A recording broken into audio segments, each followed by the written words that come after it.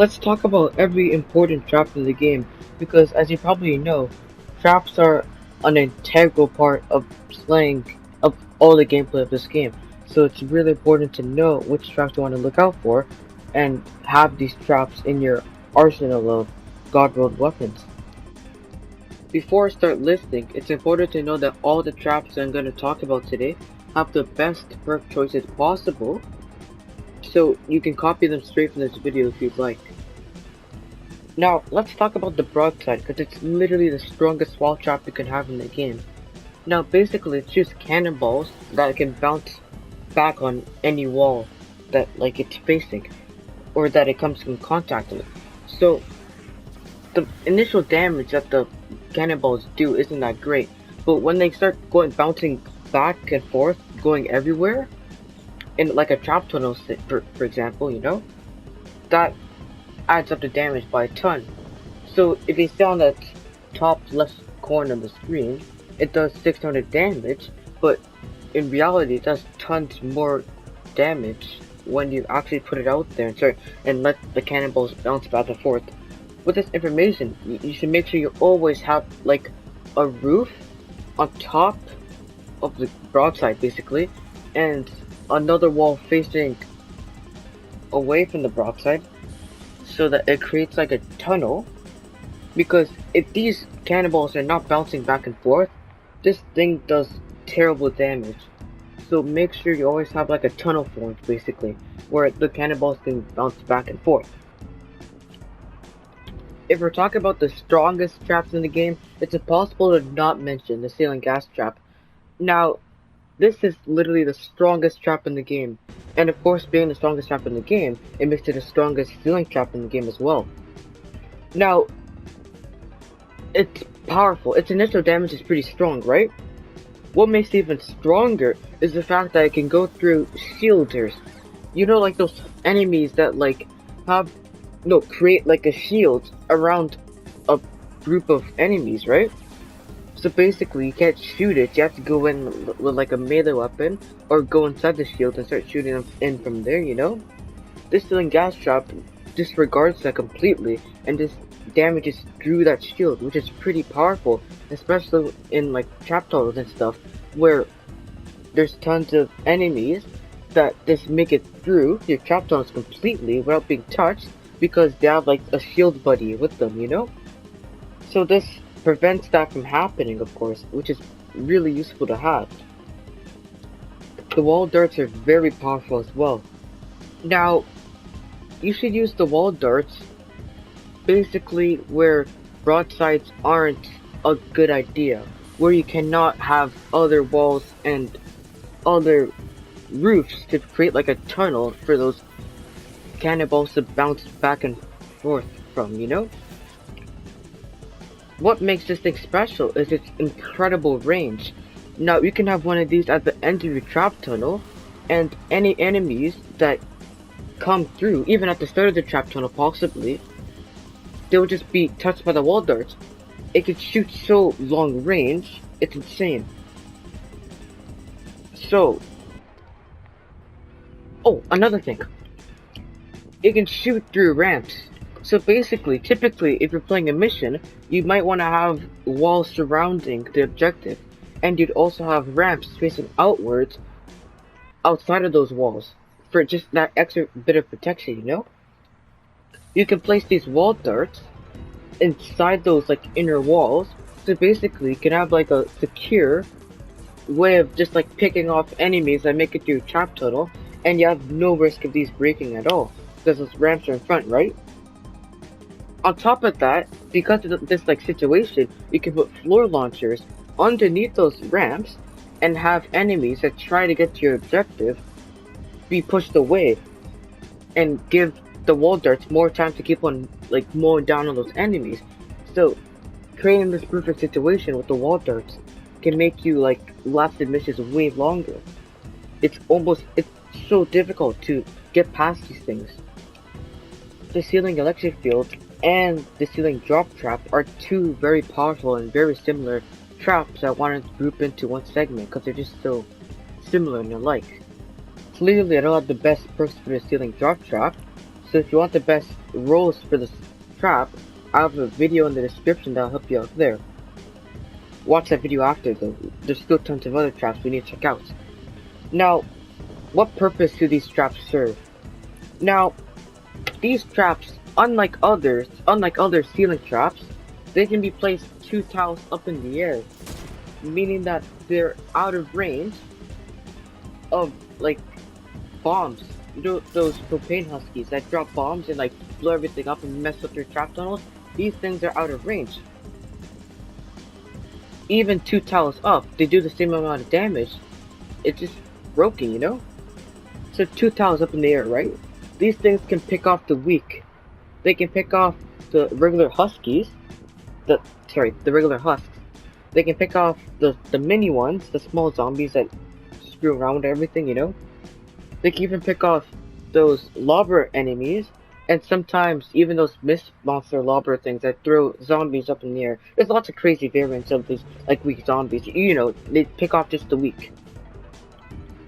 This is great because if they get rid of all the weak people, that leaves all the traces space in the trap tunnels just for like the strong, like smashers and the husky husks that have like that need like tons more damage put into them before they die.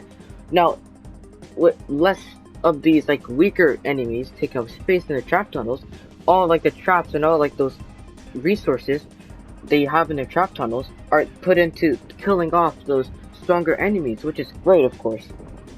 Now, what's the difference? It's the crafting materials. Now, the ceiling electric field, it takes up powder most importantly, and the ceiling drop trap takes up mechanical parts instead. Now, say you're low on mechanical parts, just turn around and use the ceiling electric field. And say you're low on powder instead, just turn around and use the ceiling drop trap.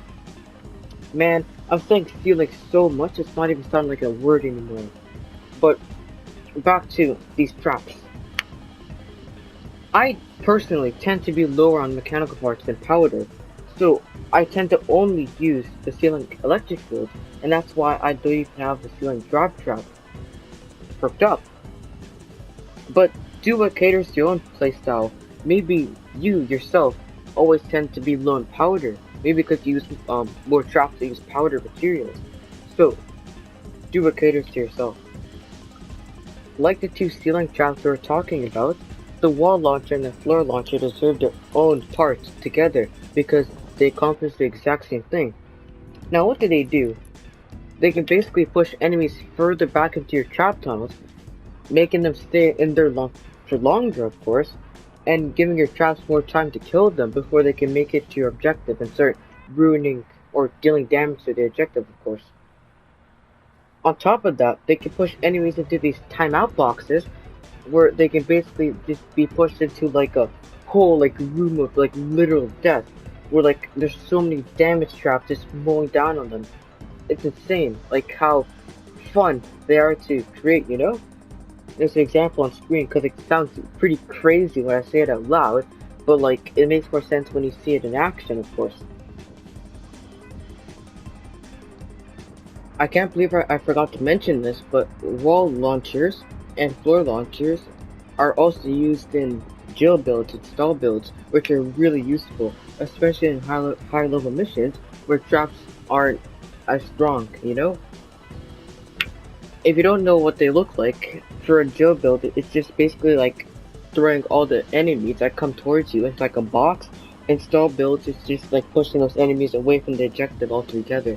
They're pretty simple to make, you know? So, yeah, I can't believe I forgot to mention that. That's like one of like the main uses of these traps. On the topic of jail builds and stall builds, let's talk about the floor freeze trap, which is a great trap for slowing enemies down. Not better than, say, the wooden floor spikes, but still a great trap nonetheless.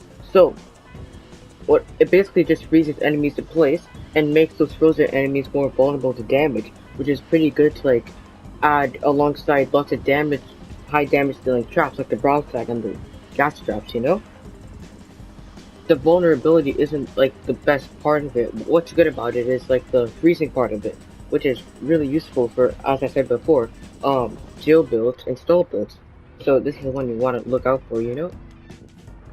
still talking about jail and stall builds, we gotta talk about the wall lights, which is another key part of like those kinds of builds. A key part of any build actually. Basically it just stuns enemies in place with lights, which is pretty good to have of course. Combining this with the wall launcher. So earlier in the video I was already talking about how it's almost impossible for enemies to get out of a trap tunnel if it has like wall launchers pushing them back into the trap tunnel, right? Combining it with the wall lights, it makes it basically like literally impossible for them to get through. You have to have like one tanky husk to get through, you know? And that's not too common, you know? Even smashers they get obliterated in those kinds of tunnels, you know? So, on top of that, install and jail builds, it just prevents them from even like, basically like breaking anything, you know? They'll just be stunned every so often for, and don't get time to start breaking things down. The only problem with this thing is that it has such a low durability, so you got to go replacing it a lot often, you know? But still, it's a great trap anyway, and it's worth replacing every so often. The tar pit is just like a great trap overall. It basically just like freezes enemies in place, so they just get stuck in the tar. What's great about this freezing thing is that it also affects smashers. Smashers can be like running straight at your objective, but if they run over a tar pit, they'll just like freeze and just start walking normally.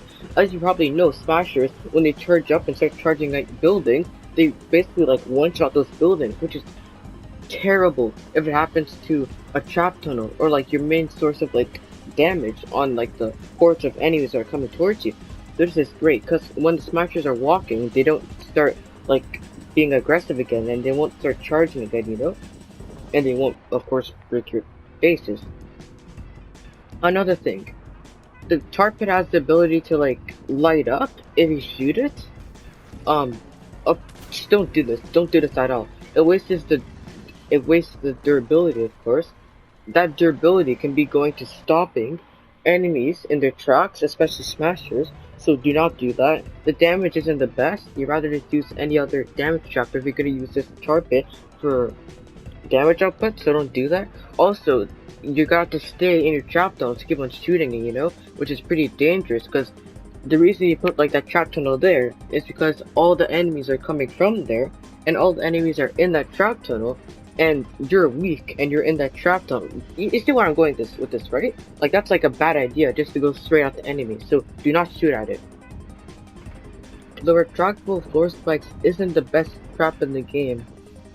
It does okay damage, but the main problem with it is that it takes up valuable like floor space for other better traps, like the floor freeze trap, the tar pit, and the wooden floor spikes that we're going to talk about in just a second, you know? Now, the damage is okay, I'm saying, so if you can find a place for it, use it of course, but don't spam it of course, because like, there's lots of better traps in this game that you're going to want to use. The wooden floor spikes are a great trap for slowing enemies down. Always remember to use the blue variant for slowing enemies down, and only use the legendary variant if you want to heal ramps. If you don't understand this, for explanation, I have a video on the top right corner in the iCard. We went into depth on this subject, talking about why you should use blue wooden floor spikes instead of the legendary variant. So check that out if you're lost here.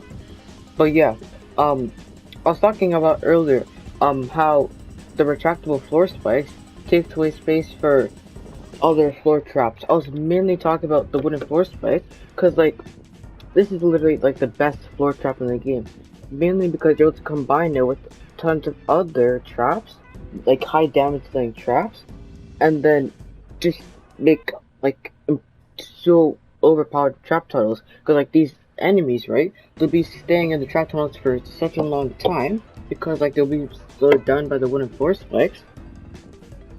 And then wow, just always use this trap, spam it around your base if you need to, okay? Just remember to have like high damage dealing traps around there as well, because this thing doesn't do anything alone. It's terrible alone. Also, these are not the best rolls, of course. You don't even have to try and like max this trap up, you know? Like you can't change the amount of slowness this thing does. All you can change is the damage, And the durability is basically infinite, and the damage is terrible, so you don't even have to bother with those. So just don't even bother with the rules. But yeah, the sound wall is also a really great trap in the game. Of course, clearly these aren't the best rules, so like displaying drop trap from earlier, I'll have a video linked in the description if you want the best rules for this trap, just for to help you out, you know. These are decent rules, I'm pretty sure, you know, but just go into a different video just to confirm, okay? Linked in the description. Basically what it does is that it stuns mist monsters and causes any other type of husk to just dance, you know? And while they're dancing, they can't touch anything. They can't break walls, they can't throw things and ruin your base. It's a really powerful trap, but you have to make sure you're placing it nicely, because it's really expensive too. Just look at the top left corner of the screen. 3 quartz. For perspective, you need I think 12 quartz to make a sunbeam weapon or something like that. So use this very carefully. Use this really like sparsely, cause like if you spam this around, it will take so long to recover. I'm not even exaggerating. I've learned that the hard way. Okay, do not spam these around your trap tunnels and stuff. And yeah, that's basically it. Traps are just such an essential part of this game, and knowing which traps you want to focus on god rolling and using more often in missions is just so important. So before you go, remember that all the traps shown today have the best rolls possible, except for the sound wall and the ceiling drop trap. There are links in the description to videos that explain the best rolls down there. So if you want to try these out and god roll them for yourself, watch those videos for help. So yeah, remember these are just like the best overall traps. So there's like other traps that might do well. For example, the anti-air trap, but these are just for like such small occasions, you know? These traps can be used basically everywhere nicely, you know? So yeah, that's good. I'll see you in the next video.